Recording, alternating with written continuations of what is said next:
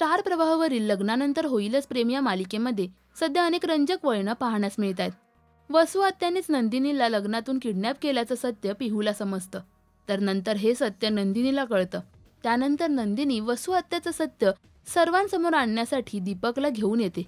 पण दीपक सर्वांसमोर खोटं बोलतो की नंदिनीने मुद्दाम वसू आत्याबद्दल मला सर्वांसमोर खोटं बोलायला लावलंय. त्यामुळे वसू आत्याचं सत्य सर्वांना समजत नाही.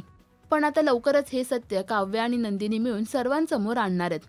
नुकताच मालिकेचा एक प्रोमो समोर आलाय. तुझा पुरावा तर पलटला नंदिनी. आता येणारी वेळच सांगेल. आम्ही मिळून तुमचा खरा चेहरा सगळ्यांसमोर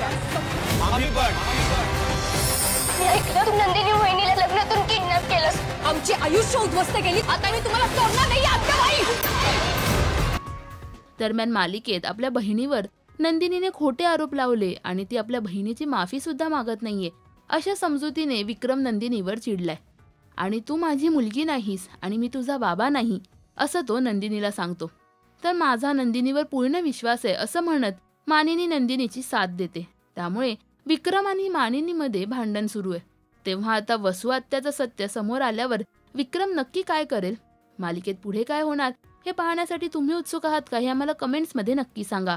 मराठी टेलिव्हिजन विश्वातील बातम्या, अपडेट्स आणि गॉसिपसाठी सबस्क्राईब करा राजश्री मराठी शोबज.